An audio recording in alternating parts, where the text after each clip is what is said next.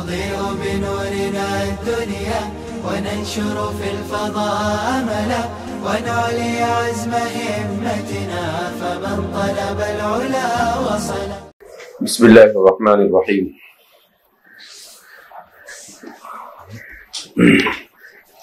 پانچواں قاعدہ الضرر یزال. اس کے سلسلے میں الضرر فی الفقہ الاسلامی تعریفہ، انواعہ، علاقتہ، ضوابطہ، جزاؤہ، ان کا دراسہ اور ان کا تھیسس ہے ڈاکٹر احمد الموافی کا. اس میں انہوں نے لکھا ہے کہ الضرر کا استعمال قرآن کریم میں 74 مرتبہ ہوا ہے. کتنی مرتبہ ہوا ہے؟ 74 مرتبہ. البتہ قرآن کریم نے ضرر کو کسی ایک مخصوص معنی کے لیے استعمال نہیں کیا ہے.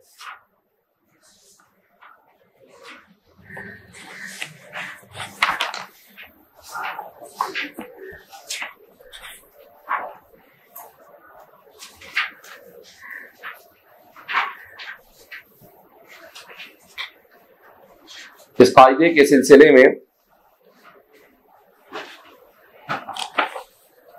علماء کا بیان ہے کہ حقوق انسانی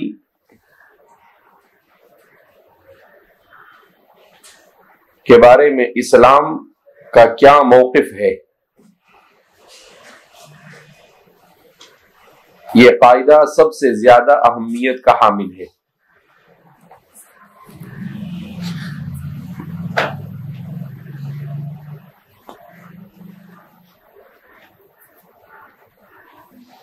ویسے تو اس موضوع پر بہت سارے لوگوں نے لکھا ہے، لیکن یہ تقریباً 1000 صفحے کا تھیسس اور رسالہ ہے، جس میں ضرر کے سلسلے میں بڑی اہم اور بنیادی معلومات کو مصنف نے جمع کرنے کی کوشش کی ہے. ضرر کتنے معانی میں مستعمل ہے؟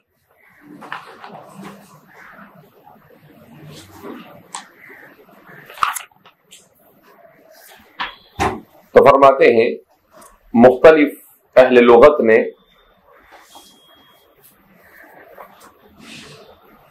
اس کے مختلف معانی ذکر کیے ہیں.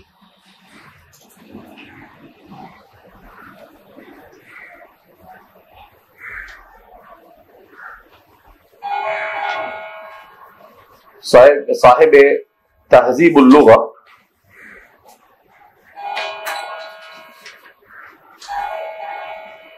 کیا ہے؟ صاحب تہذیب اللغہ بیان کرتے ہیں کہ الضرر ضد النفع والہزل وسوء الحال.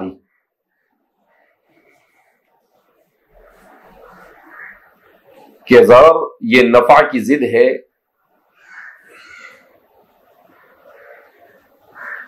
ہزل اور سوء حال بدحالی کے معنی میں بھی مستعمل ہے.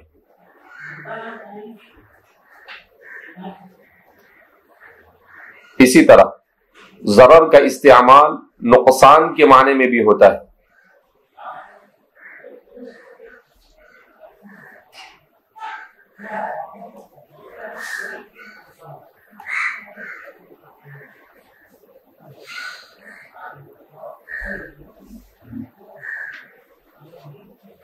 یہ بنا ہے ضر یضر، ضرا وضرارا، اس کا اسم ہے الضرر.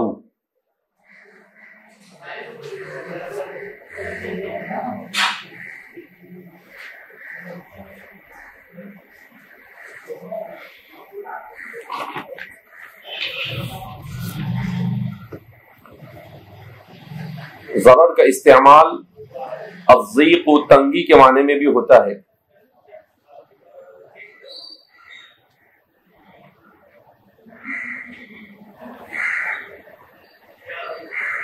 اس کی جمع ذرا آتی ہے.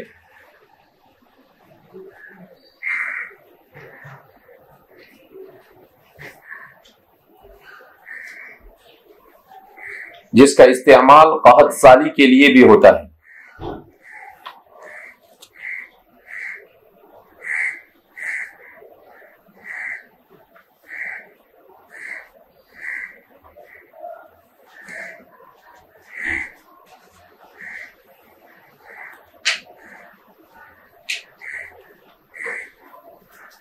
اسی سے الاضطرار بھی بنتا ہے.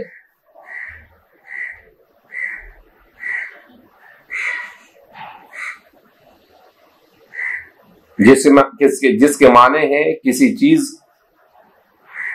پر مجبور ہونا.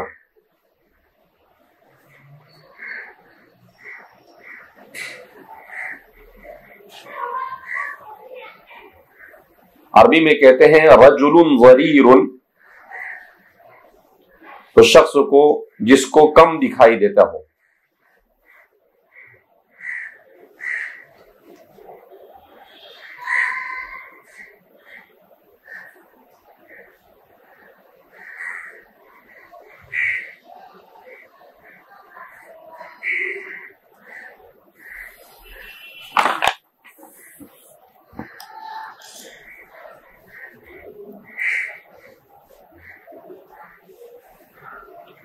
قرآن میں کن معانی کے لیے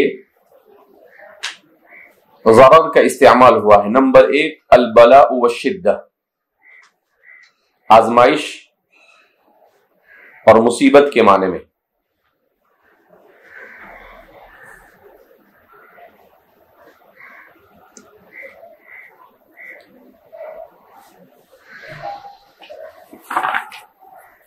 تقریباً 15 آیتوں میں اس کا ذکر ہے.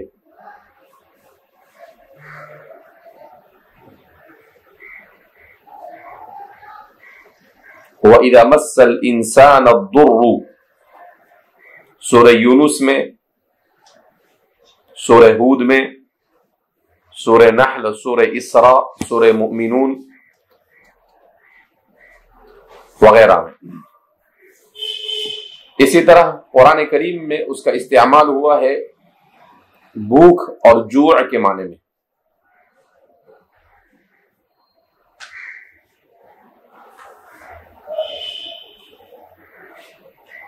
سورہ یوسف میں فلما دخلوا علیہ قالوا یا ایھا العزیز مسنا واہلنا الضر ای الجوع.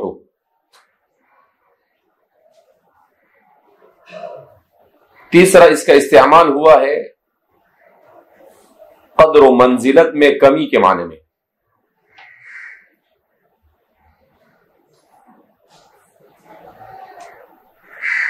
وَإِن تَصْبِرُوا وَتَتَّقُوا لَا يَضُرُّكُمْ كَيْدُهُمْ شَيْئًا.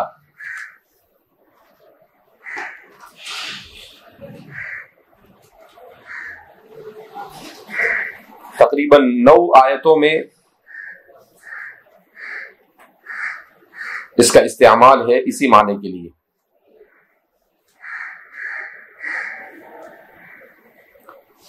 نمبر 4 بیماری کے معنی میں مستعمل ہے. والصابرین فی البأساء والضراء.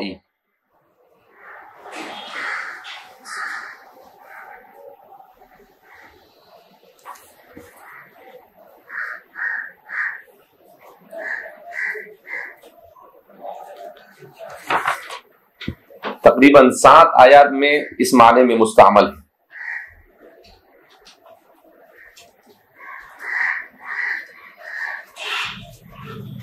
نمبر 5 ہلاکت کے معنی میں. وَإِذَا مَسَّكُمُ الضُّرُّ فِي الْبَحْرِ.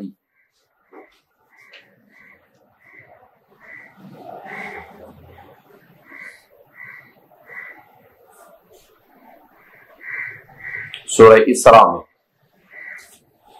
نمبر 6 ایذا رسانی کے معنی میں. وما هم بضارین به من احد.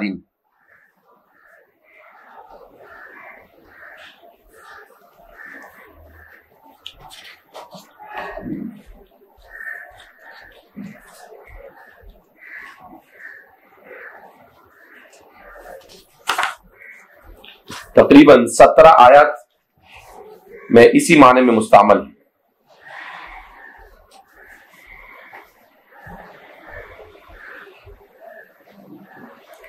نمبر 7 فقر اور فاقہ کے معنی میں اور تنگی معیشت کے معنی میں. فقر، فاقہ اور تنگی معیشت کے معنی میں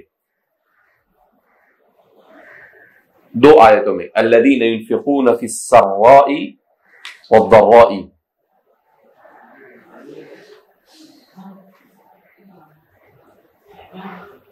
سورہ آل عمران. وَإِن يَمْسَسْكَ اللَّهُ بِضُرٍّ. سورہ انعام.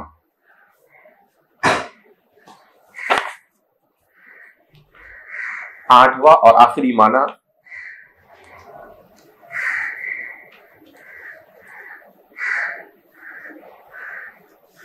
مجبوری کے معنی میں.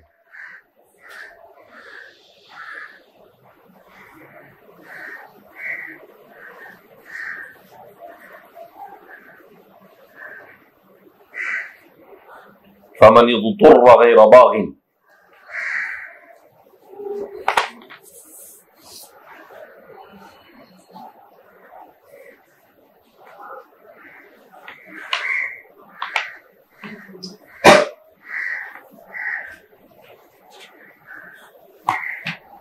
قرآن کریم نے لفظ ضرار کا استعمال بھی کیا ہے.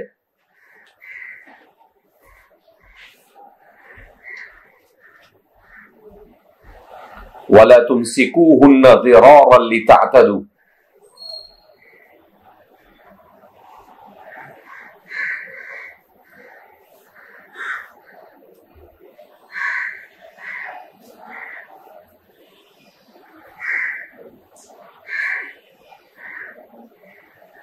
عورت اور بیوی کے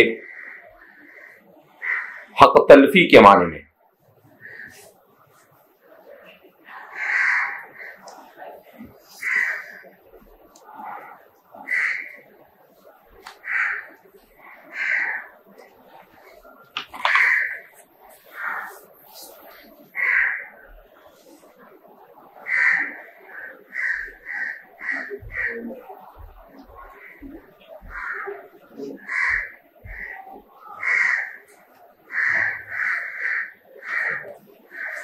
اسی طرح سے لا تضار والدۃ.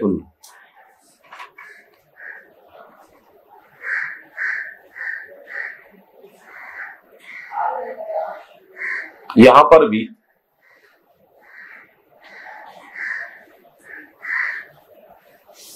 بیوی کے حق میں کوتاہی کے معنی میں مستعمل ہے.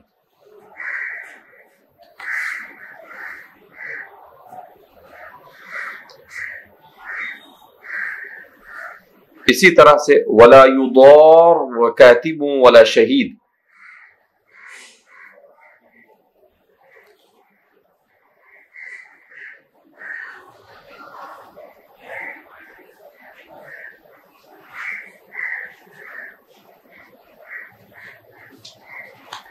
یہاں پر بھی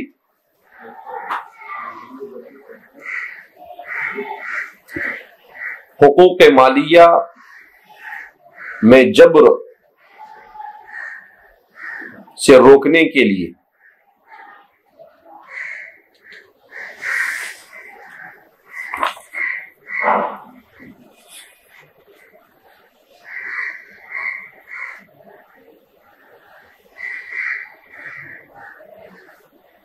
اس طرح سے ضرار کا عام طور پر استعمال حقوق مالیہ میں کوتاہی کے سلسلے میں ہوا ہے.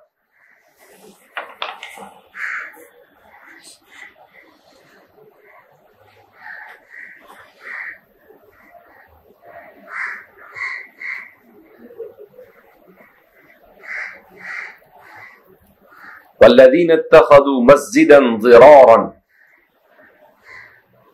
یہاں پر ایذا رسانی کے معنی میں اور فتنہ اور فساد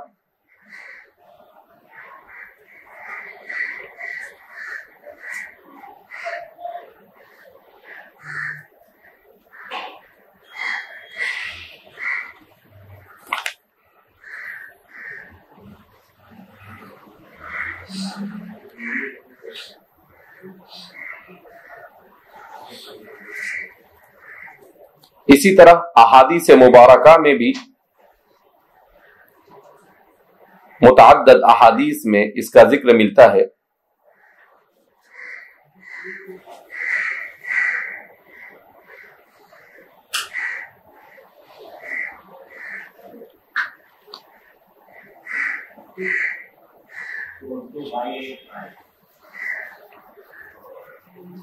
محقق کے مطابق انہیں تقریباً 19 روایتیں ایسی ملتی ہے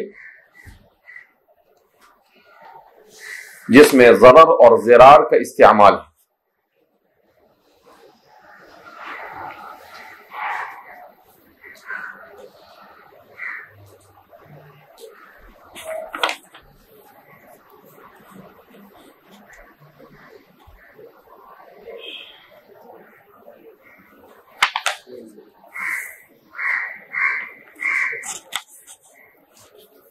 لا ضرر ولا ضرار،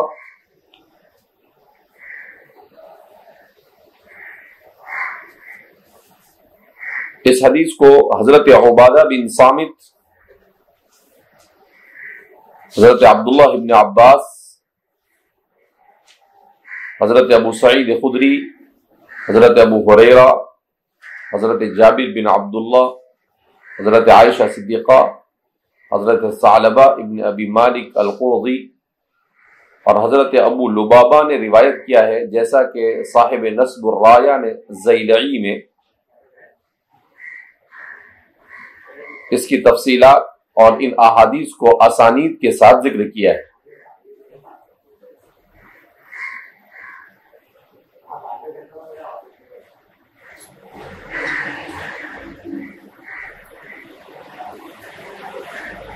امام ابن ماجہ، امام احمد ابن حنبل،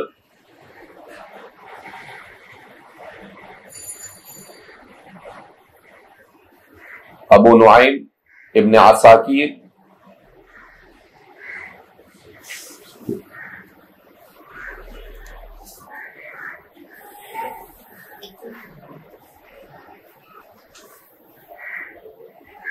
امام دار قطنی، خطیب بغدادی، امام طبرانی،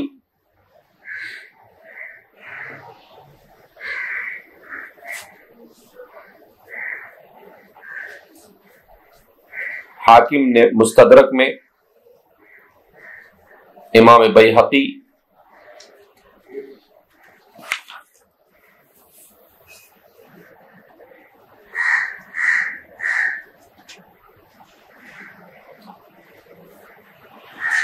گویا کہ کبار محدثین نے اس حدیث کی تخریج کی ہے.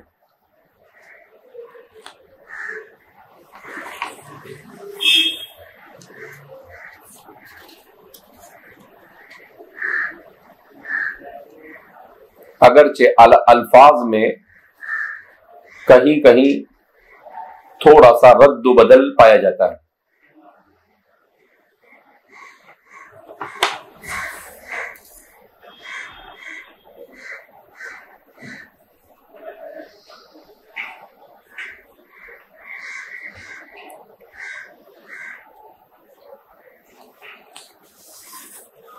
تحقیق کے بعد معلوم ہوتا ہے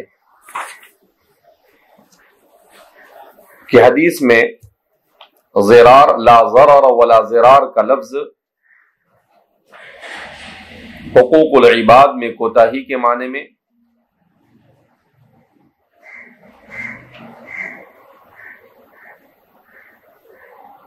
اور کہیں پر نفع کی ضد کے طور پر،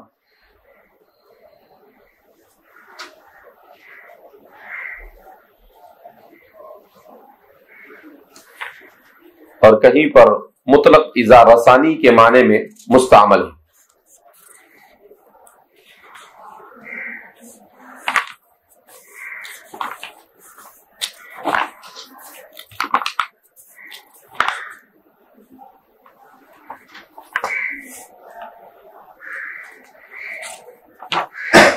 حضرات فقہا نے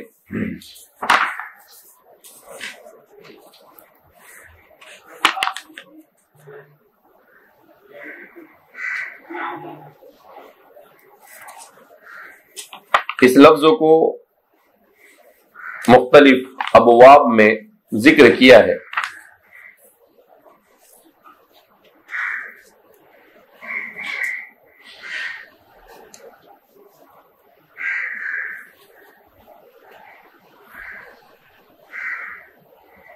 اس سے معلوم ہوتا ہے کہ ازالت المنفعہ کے معنی میں فقہا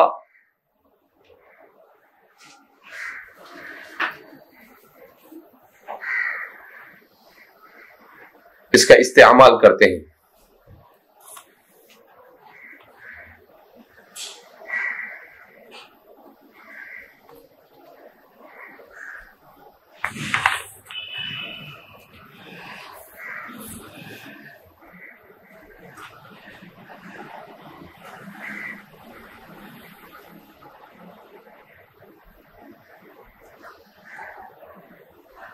جیسا کہ صاحب تبیین الحقائق نے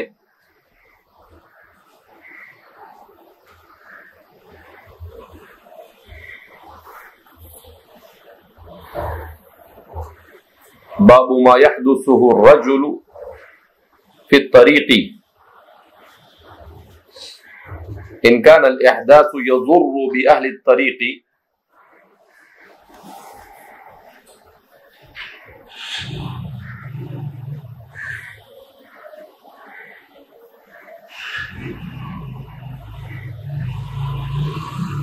فليس له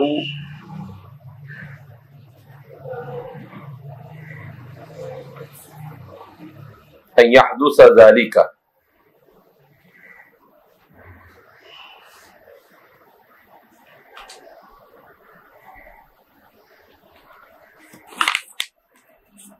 اسی طرح دیگر فقہا نے اسے متعدد ابواب میں ذکر کیا ہے. ضرر کی قسمیں،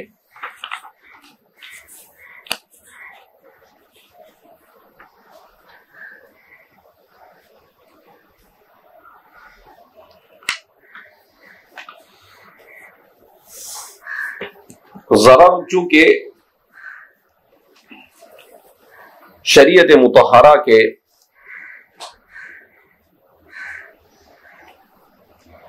انتہائی اہم اصولوں میں سے ہے،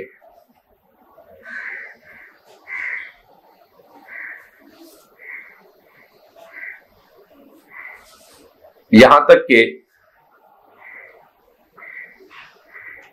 بعض حضرات نے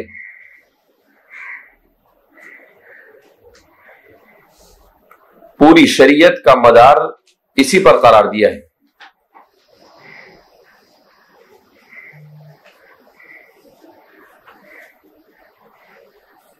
کہ شریعت مطہرہ کا مقصد جلب منفعت اور دفع مضرت.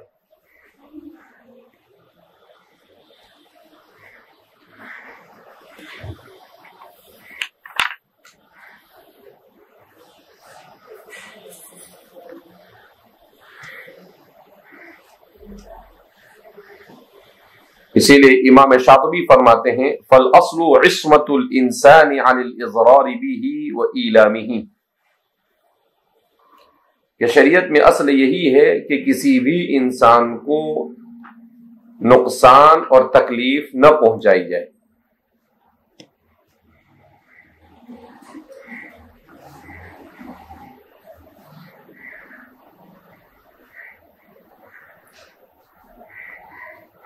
ابو زہر المصری مشہور ازہری عالم،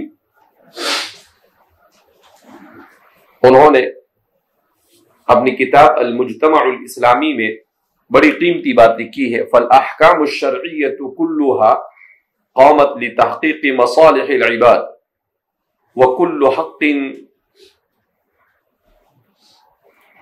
ثابت مقید بعدم الضرر،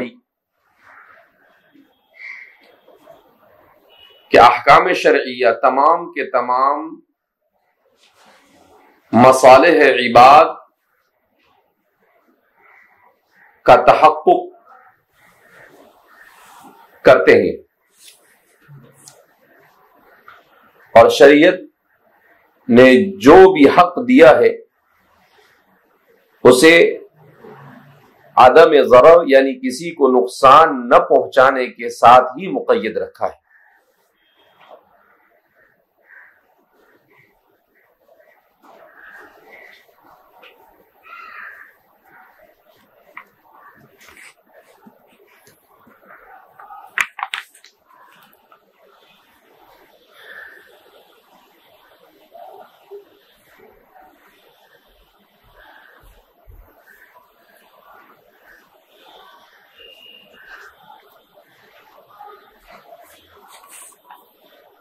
زیادہ تر نصوص میں ضرر کا استعمال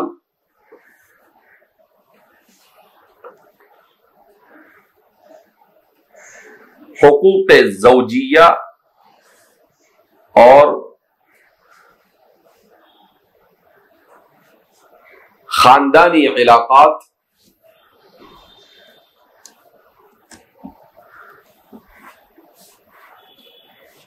کے تحفظ کے لیے مستعمل ہے۔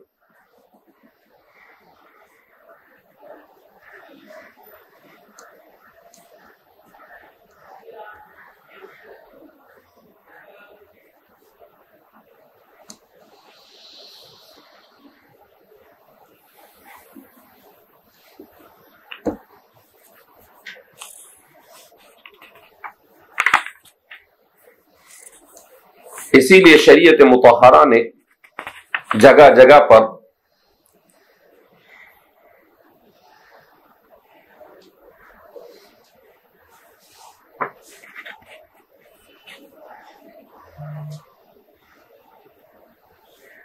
میاں بیوی کے تعلقات کو خوشگوار بنانے کا حکم دیا ہے،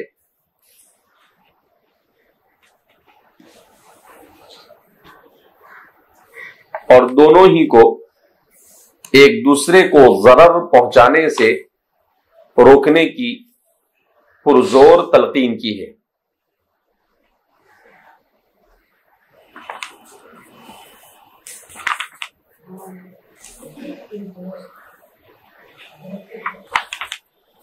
شوہر سے بھی کہا ہے کہ وہ کوئی ایسی حرکت نہ کرے جس سے اپنی زوجہ کو تکلیف ہو، اور عورت سے بھی کہا گیا کہ وہ کوئی ایسا کام نہ کرے جس سے اس کے شوہر کو تکلیف پہنچے۔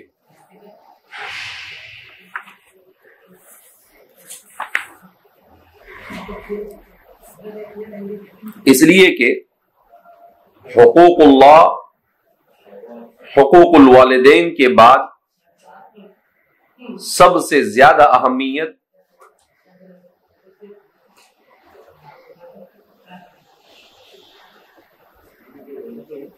زوجین کے آپسی تعلقات کے سلسلے میں ہے، جیسا کہ شریعت کے احکام سے واضح ہوتا ہے۔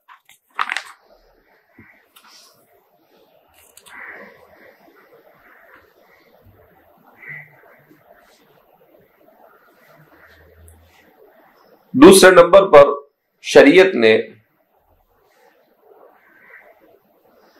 والدین اور اولاد کے تعلقات کو ہر قسم کے ضرر اور ضرار سے بچانے کی تلقین کی ہے۔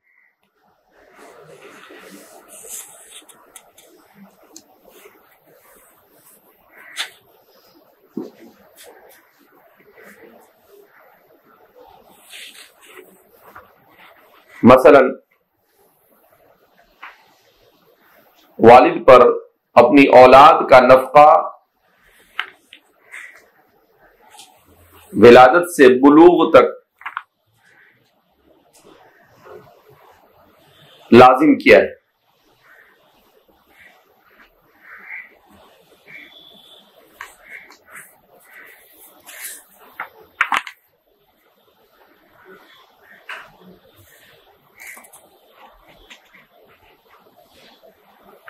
اسی طرح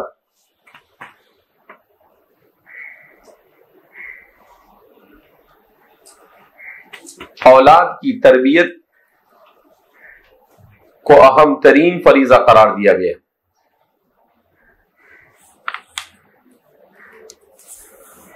کیونکہ معاشرے کی صلاح اور فساد اسی پر موقوف ہے۔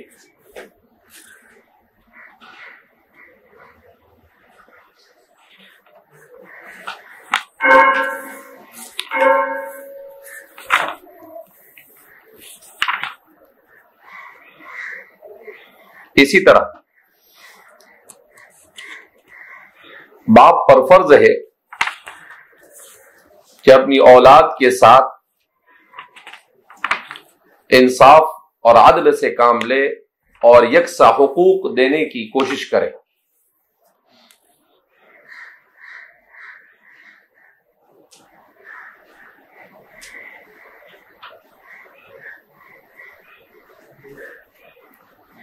دوسری جانب شریعت مطہرہ نے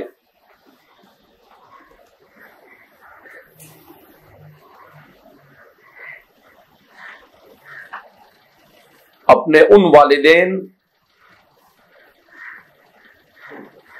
کے نفقے کو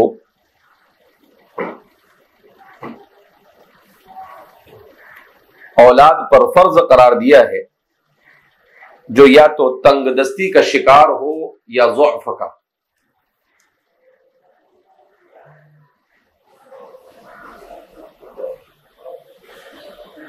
صاحب المغنی ابن قدامہ نے لکھا ہے، اجمع اہل العلم على ان نفقة الوالدین الفقیرین الضعیفین اللذین لا کسب لهما ولا مال واجبة فی مال الولد۔ اس لیے ہمارے زمانے میں اولڈ ہاؤس بنا کر والدین کو وہاں پر جو ڈال دیا جاتا ہے، نہ کسی مسلمان کے لیے اپنے والدین کو اس طرح کے اولڈ ایج سینٹر میں ڈالنا جائز ہے، اور نہ کسی اسلامی ریاست میں اس طرح کے اولڈ ایج ہاؤس قائم کرنا یہ کیا ہے، درست ہے۔ کیوں؟ اس لیے کہ یہ حکومت کا حق نہیں ہے بلکہ اولاد کا حق ہے کہ وہ والدین کی پوری جیسا انہوں نے شریعت نے بیلنس رکھا کہ آپ جب کمزور تھے، بچے تھے، تو انہوں نے آپ کی نان و نفقے کو برداشت کیا، آپ کو بڑا کیا۔ اب جب یہ بڑی عمر ہونے کی وجہ سے ضعیف ہو گئے تو اب آپ کے اوپر کم از کم ان کا لوٹانا کیا ہے، ضروری ہے کہ آپ کے ان کے بڑھاپے میں آپ ان کے کام آئے۔ تیسری قسم، شریعت نے حقوق مالیہ میں کسی بھی قسم کے ضرر اور ضرار سے منع کیا۔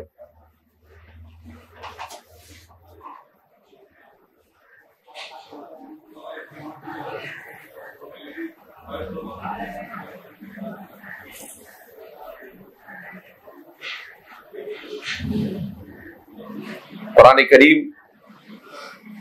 نے کہا لا تأکلوا اموالکم بینکم بالباطل،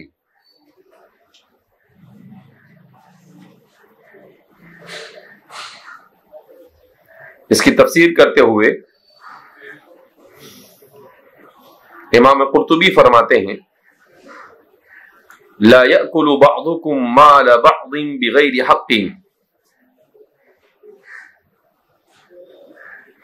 فيدخل القمار والخداع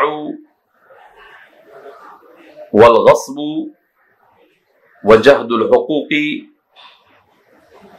وما لا تطيب به نفس مالكه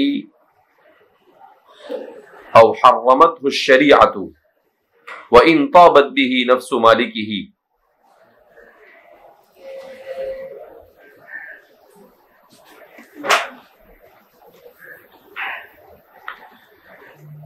اسی لیے شریعت مطہرہ نے کہا کہ تم میں سے کوئی کسی کے مال کو ناحق نہ کھائے، لہذا اس میں جوا کی تمام شکلیں، دھوکہ دہی کی تمام شکلیں، غصب کی تمام شکلیں، مالی حقوق کا انکار، مالک کی خوشنودی کے بغیر کسی بھی قسم کے مال پر قبضہ،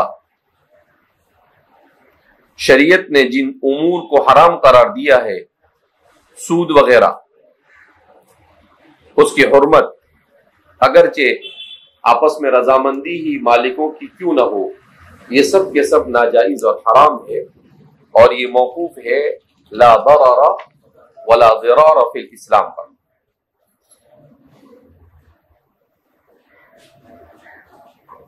حقوق مالیہ میں سب سے بڑی حرمت سود اور ربا کی، جس کی حرمت پر کتاب و سنت اور امت کا اجماع ہے۔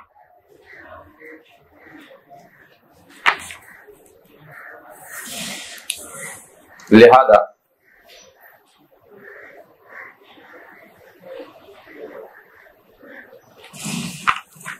کسی بھی صورت میں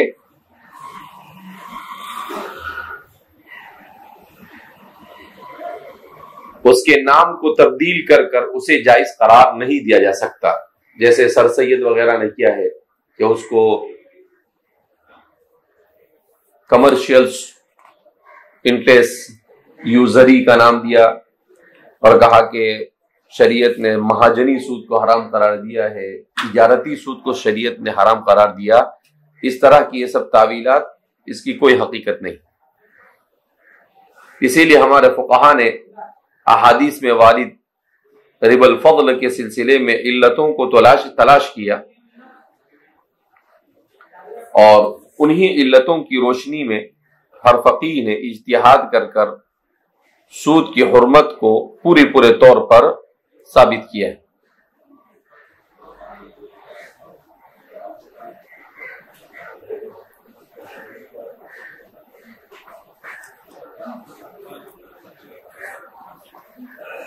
جیسا کہ ہم جانتے ہیں احناف کے یہاں پر کیل مع الجنس اور وزن مع الجنس یہ علت ہے، امام مالک کے یہاں پر ادخار اور قوت یہ علت ہے، کھانے کی چیز کا ہونا یا ایسی چیز کا ہونا جو ذخیرہ اندوزی کے قابل ہو۔ امام شافعی رحمۃ اللہ علیہ کے یہاں پر ثمنیت اور غلے کے قبیل سے چیز کا ہونا، اور امام احمد بن حنبل یہ ثمنیت اور وزن کے قائل ہے علت ربا کی۔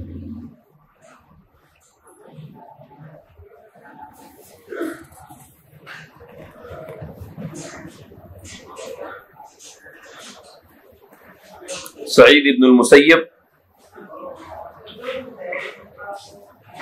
مطعوم، موزون اور مکیل کو علت قرار دیتے ہیں، کھائی جانے والی چیز، وزن کی جانے والی چیز یا کیل کی جانے والی چیز۔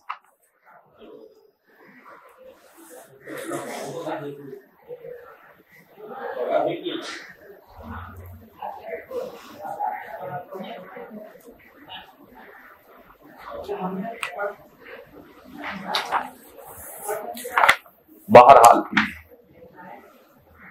ضرر سے متعلق اس قسم کی بے شمار تفصیلات کو صاحب رسالہ نے ذکر کیا ہے۔ اگر آپ کے پاس وقت ہو تو اس کا مطالعہ کریں، المقامرہ، الاحتکار، اور اس کے علاوہ بھی بہت ساری تفصیلات انہوں نے ذکر کی ہے جس کے لیے یہاں پر گنجائش نہیں ہے۔ باب جنایات میں بھی ضرر کو کس طرح سے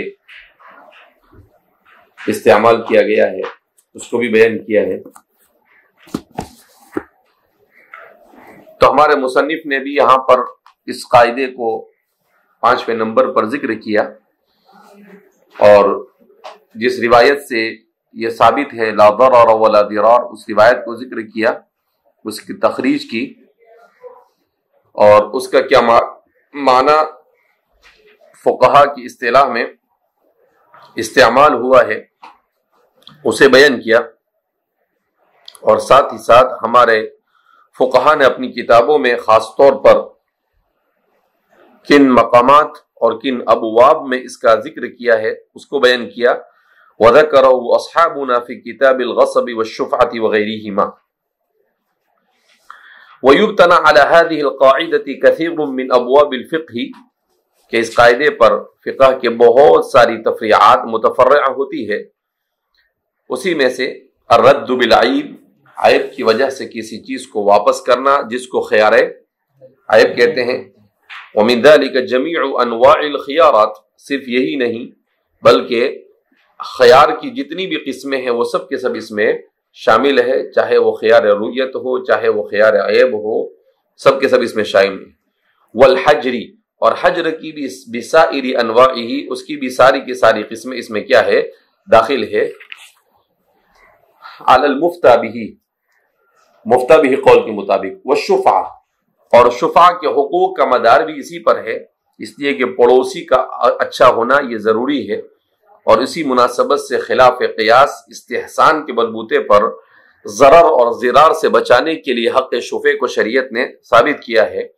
والشفعة فإنها للشریک لدفع ضرر القسمتی، کہ قسمت یعنی تقسیم کے ضرر سے بچنے کے لیے گویا کہ اس کو یہ حق دیا گیا. للجار، پڑوسی کے لیے، لدفع ضرر الجار سو، تاکہ کسی برے پڑوسی سے اس کو سابقہ نہ پڑے. بجیرانہا تغلو الدیار وترخص، کہا کہ بعض مرتبہ پڑوسیوں کے اچھا ہونے اور اچھا نہ ہونے سے چیز کی قیمت بھی کیا ہو جاتی ہے، بڑھ جاتی ہے. چیز کی قیمت بھی کیا ہو جاتی ہے. امام صاحب کا ایک پڑوسی تھا، وہ اپنا گھر بیچنے لگا تو اس نے کہا کہ میرا گھر اتنے کا، اتنے 1000 درہم کا. تو لوگوں نے کہا کہ بھائی اتنا مہنگا کون بیچتا ہے؟ تو اس نے کہا کہ 1000 درہم تو گھر کے اور 10,000 درہم امام صاحب پڑوسی ہے اس کی. 10,000 درہم کس کے ہے؟ امام ابو حنیفہ جیسا پڑوسی اس کو مل جاوے اس کے ہے، کہ اس سے بہتر پڑوسی آپ کو ملتا ہے. ایسے بہت سارے واقعات بہرحال منقول ہیں. والقصاص والحدود، اسی طریقے سے قصاص اور حدود یہ سب بھی اسی پر، لا ضرر ولا ضرار. کہ قصاص کیوں شریعت نے دیا؟ کہ بھئی آپ نے کسی کو ضرر پہنچایا تو پھر آپ بھی ضرر سے دوچار ہو جائیں گے. آپ نے کہا کسی کو مارا زبردستی ناحق تو آپ کو بھی اس کے بدلے میں مارا جائے گا. آپ نے کسی کا مال محفوظ کو چوری کیا تو آپ کا ہاتھ کیا کیا جائے گا، کاٹا جائے گا. تو یہ جتنے بھی حدود ہے وہ سب کے سب کہا وہ اسی لیے ہے. والکفاراتی، اور کفارات بھی اس کی مشروعیت بھی اسی لیے ہے. وضمان متلفاتی، اور تلف کی جانے والی چیزوں پر ضمان، کہ کسی بھی چیز کو آپ نے تلف کیا تو ضمان دینا گیا. والجبر علی القسمت بشرطہ، اور قسمت یعنی کسی چیز کو تقسیم کرنے کی صورت میں نقصان کی بھرپائی، کہ دو شریک ہے کسی چیز میں شریک ہے تو وہ ایسا بولے کہ بھئی یہ چیز دونوں کے درمیان تقسیم کرے، تو بولے کہ ایسا توڑ کے تقسیم کرنا اس کے کام میں نہ اس کے کام میں آئے گا. تو دو میں سے کسی ایک کو قیمت کیا کرنی پڑے گی، اس کی ادا کرنی پڑے گی. تو اسی کو کہتے ہیں الجبر. نصب الائمۃ والقضاۃ، اسی طریقے سے بادشاہوں اور قاضیوں کا تقرر وہ بھی اسی قبیل سے، اس لیے کہ لوگوں کے جھگڑوں کو ختم کرنا ضروری ہے. کیوں کہ انسان اتنا شریف بھی نہیں ہے فرشتے کے جیسا کہ جھگڑائی نہ کرے. لہذا اس بنا پر لوگوں کے معاملات کو سلجھانے کے لیے ان لوگوں کا ہونا ضروری ہے. دفع الصائل، کہ مسلمانوں سے مسائل کو اور مصائب کو دور کرنا، یہ ان کا کیا ہوتا ہے. وقتال المشرکین والبغاة، اور عمرا کو اس بات کا مکلف کیا گیا کہ مشرکین اور باغیوں کے ساتھ قتال کرے. اس کا تعلق بھی کس سے ہے؟ دفع ضرر سے ہے، کہ معاشرے سے بھی ضرر کو دور کیا جائے، یعنی اجتماعی انفرادی زندگی کے ہر موڑ پر ازالت الضرر من مقاصد الشریعہ، ضرر کا ازالہ یہ شریعت کے اہم ترین بنیادی مقاصد میں سے. وفی البزازیہ فی کتاب الکراہیہ باء اغصان فرصاد والمشتری اذا ارتقى لقطعها يطلع على عورات الجيران يؤمر بأن يخبرهم وقت الارتقاء ليستتروا مرة أو مرتين فإن فعل ذلك وإلا رفع الأمر إلى الحاكم ليمنعه من الارتقاء. کیا دیکھو کیسی زبردست شریعت ہے. یعنی کتنا چھوٹا سا معاملہ ہے. کا باع اغصان فرصاد، شجرۃ التوت کو کہتے ہیں فرصاد، کہ کسی آدمی نے ٹہنیوں پر لگی ہوئی کسی چیز کو کیا کر دیا؟ بیچ دیا. ادھر تک اگر مشتری اس کو توڑنے کے لیے درختوں پر چڑھتا ہے تو یطلع علی عورات الجیران، تو آزو بازو میں جو پڑوسی رہتے ہیں ان کے اوپر، ان کی عورتوں کے اوپر اور ان کے پوشیدہ چیزوں پر اس کی نظر نہ پڑ جاوے. یؤمر بان یخبرهم وقت الارتقاء، کہا جب درخت پر چڑھے اور آبادی میں وہ درخت ہو تو چڑھنے سے پہلے ان لوگوں کو کہہ دے کہ الرٹ، کیا ہو جاوے؟ الرٹ تو ہو جاوے، یعنی متنبہ ہو جائے کہ بھئی ہم درخت پر کیا ہو رہے ہیں، چڑھ. کتنا چھوٹا سا معاملہ ہے لیکن کیسی پاکیزہ شریعت ہے. لیستتروا مرتن او مرتین، کہا تاکہ ایک دو مرتبہ ہو تو وہ اپنے آپ کو پردے میں ڈال دے. یہ مارول کے اندر میں پہلے ہوتا تھا، پتہ نہیں ہوتا ہے نہیں ہوتا ہے، کوئی مہمان جاتا تھا تو اعلان ہوتا اوجل ہو جاؤ. کیا اعلان ہوتا؟ اوجل ہو جاؤ. تو سب عورتیں کیا ہو جاوے؟ اوجل ہو جاتی، یعنی پردے میں کیا ہو جاتی ہے؟ چلے جاتی ہے. تو یہاں پر بھی اسی طریقے سے اعلان کر سکتے ہیں کہ بھئی اوجل ہو جاؤ، ہم لوگ درخت پر چڑھنے، اپنے پھل کو توڑنے کے لیے چڑھ رہے ہیں. چھوٹا سا حق ہے لیکن شریعت مطہرہ نے کتنا خیال رکھا. یعنی آج ہمارے علماء کا یہ حال ہے کہ ابھی کچھ دنوں پہلے ہمارے ایک تعلق والے گجرات سے ان کا فون آیا، کہا مولانا یہ مدرسے سے فارغ ہونے والے علماء کو آپ تربیت کرو ان کی صحیح. میں نے کہا کیا ہوا؟